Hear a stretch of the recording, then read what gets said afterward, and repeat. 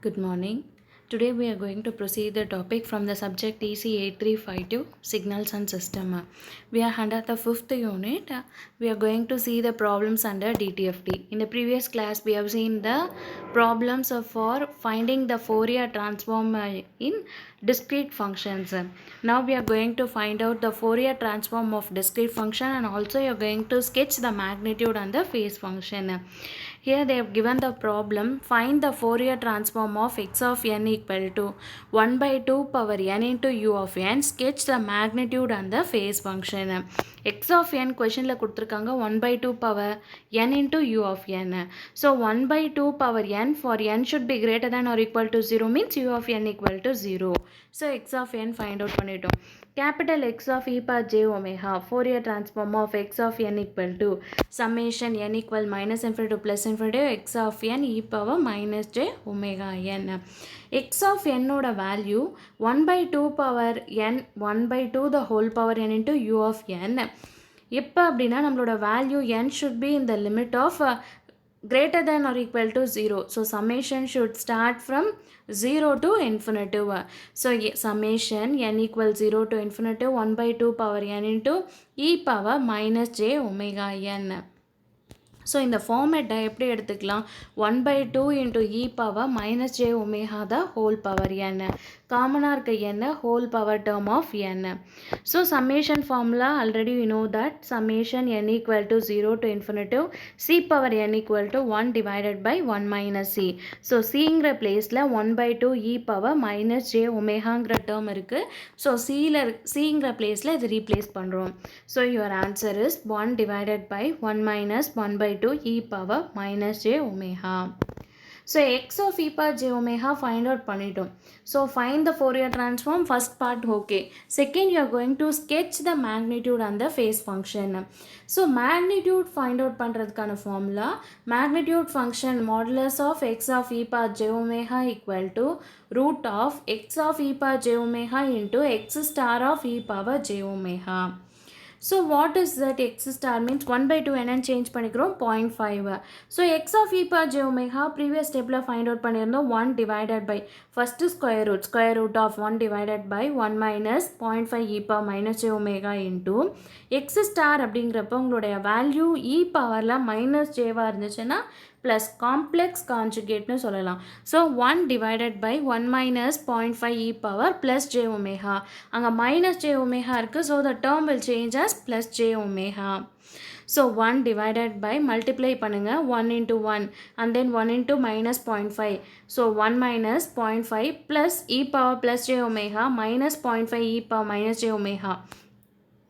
Last term multiply பண்ணுறப்ப minus into minus plus 0.5 square e power minus j omega into e power plus j omega cancel into 0 e power 0ன்ற term வரும். So e power 0 is 1. So 0.5 the whole square. So next term என்ன பண்ணுறோம், இந்த middle இருக்கிற 0.5 term பாருங்க, காமனாக இருக்கிற term பார்த்தோம் அப்படின்னா 0.5. So 0.5 வெளியில் எடுத்துடுறாங்க.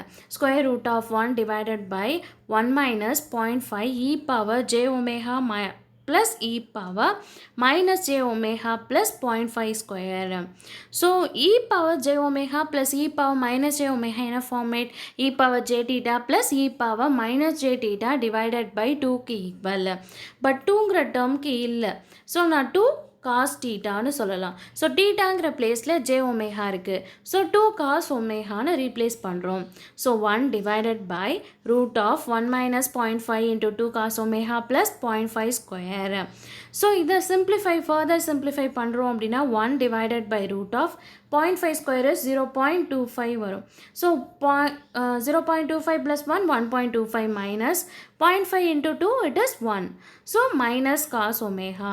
So format is 1 divided by root of 1.25 minus cos omega.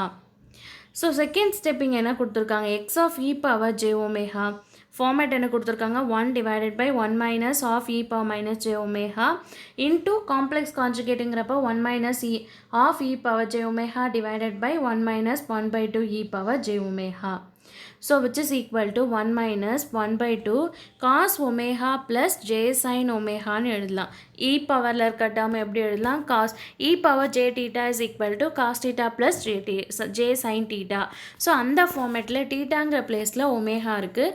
So 1 minus 1/2 cos omega plus j sin omega divided by 1.25 minus cos omega. So உங்களோட வேல்யூ 1 minus மல்டிப்ளை பண்ணுறோம்ல. So 1 minus 0.5 cos omega minus j 0.5 sin omega divided by 1.25 minus cos omega. So e power plus or minus j theta equal to cos theta plus or minus j sin theta. So இங்கே divided by இருக்கிற term negative sign இருக்கிறதுனால செப்பரேட்டாக real terms and imaginary partனு பிரித்து எழுதுகிறோம். So 1 minus 0.5 cos omega divided by 1.25 minus cos omega minus j into 0.5 sin omega divided by 1.25 minus cos omega. So two terms are separate பண்ணியிருக்கோம். So HR real part தனியாக எடுக்கிறோம், imaginary part. So HR of e power j omega is equal to 1 minus 0.5 cos omega divided by 1.25 minus cos omega. H imaginary part of e power j omega is equal to 0.5 sin omega divided by 1.25 minus cos omega. So first magnitude part find out பண்ணிட்டோம் modulus என்ன value 1 divided by root of 1.25 minus cos omega. Imaginary part find out பண்ணுறதுக்கு இந்த steps follow பண்ணுறோம். So imaginary that is the phase find out பண்ணுறோம் அப்படின்னா angle or tangentன்னு சொல்லலாம். So argument so angle of x of e power phaseன்னு சொல்கிறோம். So phase functionன்னு separate பண்ணலாம். So phase function x of e power j omega equal to tan inverse of imaginary part of x of e power j omega divided by real part of e power j omega. So tan inverse என்ன find out பண்ணியிருந்தோம் 0.5 imaginary-ங்கிறது 0.5 sin omega divided by 1.25 minus cos omega divided by real part is 1 minus 0.5 cos omega divided by 1.25 minus cos omega. So 1.25 cos omega denominatorல இருக்கிறது ரெண்டுமே cancel. So 0.5 sin omega divided by 1 minus 0.5 cos omega. So phase function is a tan inverse of 0.5 sin omega divided by 1 minus 0.5 cos omega. First magnitude function find out பண்ணோம். Next phase function. So angle of x of e power j omega is equal to tan inverse of 0.5 sin omega divided by 1 minus 0.5 cos omega. So once again modulusல find out பண்ணியிருக்கிறது magnitude value angle find out பண்ணி நீங்கள் வச்சிருக்க format minus a sin omega divided by 1 minus a cos omega க்கு equal which can be written as 1 by pi tan inverse of minus a sin omega divided by 1 minus a cos omega into pi இந்த ஃபார்மேட்க்கு ஈக்குவலாக இருக்குங்கிறத represent பண்ணியிருக்காங்க. So you are going to ஸ்கெட்சிங்கிறப்ப draw பண்ண போகிறோம், plot பண்ண போகிறோம். So ஒமேகாவோட வேல்யூ என்னென்ன வேரியஸ் வேல்யூஸ் கொடுத்து magnitude function and the phase function. So 3 columns. So one is the omega value, another one is the modulus of h of e power j omega and the angle phase of h of e power j omega. So ஏங்கிற பிளேஸில் magnitude find out பண்ணணும் அப்படின்னா உங்களுடைய value is 0.5. So அந்த ஃபார்மேட்டில் fix பண்ணுறோம். First omega is equal to minus பைன்னு substitute பண்ணுறீங்க. மாடுலஸ் வேல்யூவில் omega by a equal to 0.5. So கேல்சியில் ஃபாலோ பண்ணுறோம். ஸோ இவங்க ஆன்சர் 0.667. ஆங்கிளோட வேல்யூவும் ஃபைண்ட் அவுட் பண்ணுங்கள். இங்கே ஆன்சர் என்ன கொடுத்துருக்காங்க tan inverse of minus 0.5 sin ஒமேகாவோட value minus pi divided by 1 minus 0.5 into minus pi. So your answer is 0. Cos pi sin pi is 0. So divided by la cos pi. So your answer is 0. Minus 7 pi by 8. Similarly அந்த magnitude functionல place பண்ணுறீங்க. values என்னங்கிறத calculate பண்ணுறோம். each and individual pi value. Right? For finding it of tan inverse of 1 by pi ங்கிற value இருக்குது. So phase and the magnitude response find out பண்ணுறோம். Next you are going to draw the value. So angle-க்கு தனியாக plot பண்ணுறீங்க omega. So minus பையிலேருந்து plus pi வரைக்கும் waveform எப்படி இருக்குது? So 0.04, 0.08, 0.12 increasing. At some value you can see in the graph, right? Positive value 0லேருந்து change ஆகிறப்ப உங்களுக்கு decrease ஆயிருக்கு. So நெகட்டிவாக இருக்கிறப்ப பாசிட்டிவ் வேல்யூ வந்திருக்கு. பட் 0லேருந்து positive value of omega range ஆகிறப்ப உங்களுடைய phase value is negative. So your wave form similar to here they have plotted, right? So this is the magnitude and the phase response. Next you are going to see the ROC of a stable system. So ROC, region of convergence. H of Z be a Z transform of H of N. So H of Z la Z transform find out பண்றதுக்கான formula capital H of Z equal to summation n equal to minus infinity to plus infinity H of n Z power minus infinity for Z equal to 1.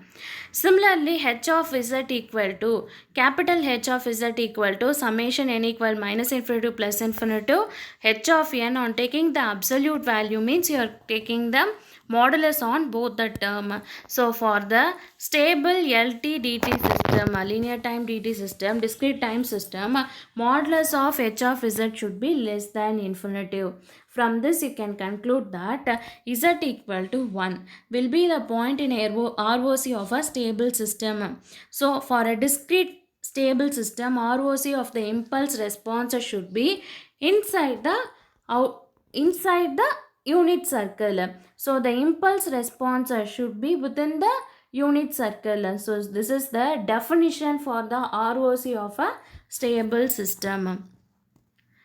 Next problem, determine the transfer function and the impulse response H of n of the system. Equation y of n minus 5 by 6 y of n minus 1 plus 1 by 6 y of n minus 2 equal to x of n. Transfer function find out பண்ண சொல்லியிருக்காங்க. Impulse response find out பண்ணணும். Equation represent பண்ணியிருக்காங்க. So you are using the same you are seen in the Laplace transform. அங்கே Laplace use பண்ணியிருந்தோம். இப்போ Z transform use பண்ணி system response find out பண்ண போகிறோம். So y of n minus 5 by 6 y of n minus 1 plus 1 by 6 into y of n minus 2 equal to x of n. So Z transform எடுக்கிறோம் under 0 initial condition. 0 initial condition means you are not taking any initial value. கொஷின்லையும் ரெப்ரசன்ட் பண்ணலை.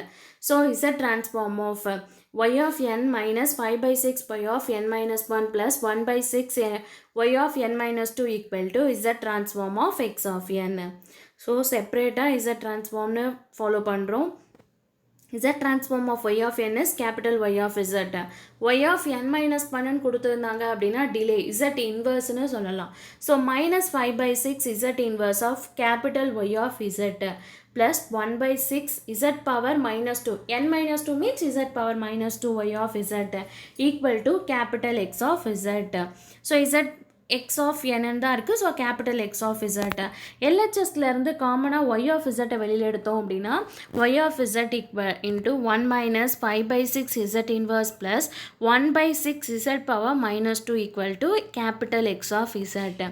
So transfer function தான் கொஷினில் find out பண்ண சொல்லியிருக்காங்க. Transfer ஃபங்க்ஷனுங்கிறது H of Z equal to formula y of Z divided by X of Z. So y of Z divided by X of Z find out பண்ணணும் அப்படின்னா நம்ம என்ன எழுதலாம்? 1 divided by 1 minus 5 by 6 Z inverse plus 1 by 6 Z power minus 2. X of Zக்கு முன்னாடி 1 இருக்குன்னு எடுத்துக்கோங்க. நீங்கள் இந்த ஈக்குவேஷனை ப்ரீவியஸில் இருக்கிறத நம்ம சேஞ்ச் பண்ணுறோம். Y of Z divided by X of Z. X of Z LHS move பண்ணோம் அப்படின்னா டினாமினேட்டரில் வந்துடும். மல்டிப்ளை ஆகிருக்க 1 minus 5 by 6 Z inverse plus 1 by 6 Z power minus 2 divided பையில் ப்ளேஸ் பண்ணுறோம். So next step Z inverse Z power minus 2ன்னு இருக்குது. நமக்கு பாசிட்டிவில் தான் Zோட வேல்யூ தேவை. ஸோ ஹையஸ்ட் பவர் நெகட்டிவில் என்ன வேல்யூ இருக்கோ அதை காமனாக வெளியில் எடுக்கிறோம். Z பவர் minus 2 வெளியில் எடுங்க. ஃபஸ்ட்டு 1ன்ற டேர்ம் இருக்குது. Z பவர் minus 2 வெளியில் எடுத்தோம் அப்படின்னா Z square minus 5 by 6 Z plus 1 by 6. கீழே இருக்க z பவர் -2 நான் நியூமரேட்டருக்கு சேஞ்ச் பண்ணேன் அப்படின்னா z square. So z square divided by z square minus 5/6z plus 1/6. h of z find out பண்ணிட்டோம். And then you are going to find out the impulse response. So impulse response அப்படிங்கிறப்ப h of n find out பண்ணணும். So h of n find out பண்ணுறதுக்கு inverse z transform. So before that you are going to take the partial fraction. So factorize value z square minus z square numeratorல இருக்கிறத z ன்னு பிரிச்சுக்கோங்க. So h of z divided by z equal to z divided by z square minus 5/6z plus 1/6. So இதை factorize பண்ணுறோம். z square minus 5/6z plus 1/6 equal to 0. So formula minus b plus or minus root of b square minus 4ac divided by 2a. So அந்த வேல்யூவில் factorize பண்ணி simplify பண்ணோம் அப்படின்னா உங்களோட z value 1/2 and 1/3. So z minus 1/2 plus b divided by z minus 1/3. So a ஓட value find out பண்ணணும் அப்படின்னா h of z divided by z into aக்கு denominatorல இருக்கிறது z minus 1/2. அதை numeratorல multiply பண்ணுறோம் at z equal to 1/2ன்னு substitute பண்ணணும். So z minus 1/2 numerator and the denominator get cancel. Z divided by z minus 1/3 at z equal to 1/2. So z இங்கிற பிளேஸில் 1/2 place பண்ணுறோம். So 1/2 divided by 1/2 minus 1/3. So simplify பண்ணோம் அப்படின்னா a ஓட value is 3. Similarly b ஓட value find out பண்ணுறோம். b ஓட value find out பண்ண h of z divided by z into bக்கு denominator என்ன இருக்குது z minus 1/3. அதை numeratorல multiply பண்ணிக்கோங்க. z minus 1/3 h of z divided by z at z equal to 1/3. So z minus 1/3 in the numerator and denominator get cancelled and you are going to substitute the z equal to 1/3. So after simplification you are going to get the value as b value -2. So equation la place பண்ணுங்க. h of z divided by z equal to a divided by 1 minus 1 z minus of plus b divided by z minus 1/3. So a ஓட value 3, b ஓட value -2 fix பண்ணோம் அப்படின்னா நமக்கு h of z divided by z value find out பண்ணிருக்கோம். So கீழே denominatorல இருக்க z and RHS move பண்ண அப்படின்னா numerator. So 3z 2zன்னு shift ஆகும். So 3ங்கிறது ஒரு constant வெளியில் எடுத்துருங்க. z divided by z minus 1/2. 2ங்கிறது constant, so minus 2 into z divided by z minus 1/3. So h of z find out பண்ணிட்டோம். இதில் வந்து நம்ம impulse response h of n find out பண்ண போகிறோம். So z inverse of h of z equal to h of n. So z inverse of h of n find out பண்ணுறோம் அப்படின்னா individual termsக்கு எடுக்கிறோம். So z inverse formula என்ன? z inverse of 1 divided by 1 minus a z inverse equal to a power n into u of n. So z inverse divided by z minus a is equal to a power n into u of n. Right? So உங்களோட values என்னன்னு எழுதுறோம்? 3, 1/2. ஏங்கிற பிளேஸில் என்ன இருக்குது? 1/2. So 3 z divided by z minus a format. ஏங்கிற பிளேஸில் 1/2 இருக்குது. So 3 into 1/2 power n into u of n minus 2 into 1/3 power n into u of n. So இந்த டேர்மில் இருந்து காமனாக இருக்கிற u of n வெளியில் எடுத்துருங்க. So 3 into 1/2 power n minus 2 into 1/3 power n into u of n. So you have find out the impulse response of the system using DTFT.